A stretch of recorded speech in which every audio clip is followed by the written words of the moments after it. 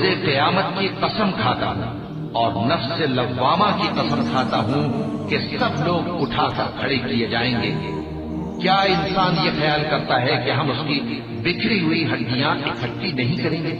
ضرور کریں گے، اور ہم اس بات پر قادر ہیں کہ اس کی پور پور درست کر دیں۔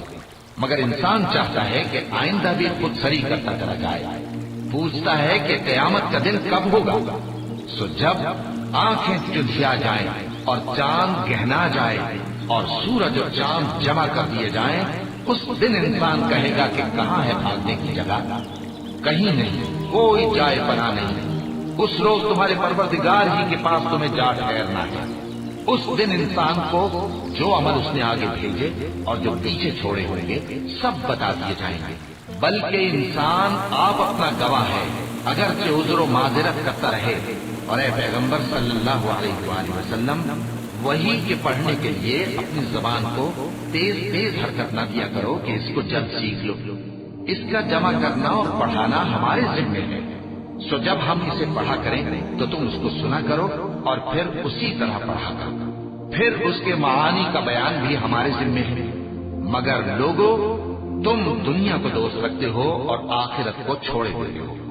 اس روز بعض چہرے رونقدار ہوں گے، اپنے پروردگار کی طرف نظر کیے ہوئے ہوں گے، اور بہت سے چہرے اس دن اداس ہوں گے، خیال کریں گے کہ ان کے ساتھ کمر توڑ معاملہ کیا جائے گا۔ ہاں، جب جان گلے تک پہنچ جائے اور لوگ کہنے لگے اس وقت کون جھاڑ پھونک کرنے والا ہے، اور اس جاں بلب نے سمجھا کہ اب جدائی کا وقت ہے اور پنڈلی سے پنڈلی لپٹ جائے، اس دن تجھ کو اپنے پروردگار کی طرف کھینچے چلے چلنا ہے۔ پھر ایسے مغرور نے نہ تو پیغمبر صلی اللہ علیہ وآلہ وسلم کو سچا جانا اور نہ نماز پڑھی، لیکن جھٹلایا اور منہ پھیر دیا، پھر اپنے گھر والوں کے پاس اکڑتا ہوا چل دیا۔ خرابی ہے تیری، خرابی پر خرابی ہے، پھر خرابی ہے تیری، خرابی پر خرابی ہے۔ کیا انسان یہ خیال کرتا ہے کہ اسے یوں ہی چھوڑ دیا جائے گا؟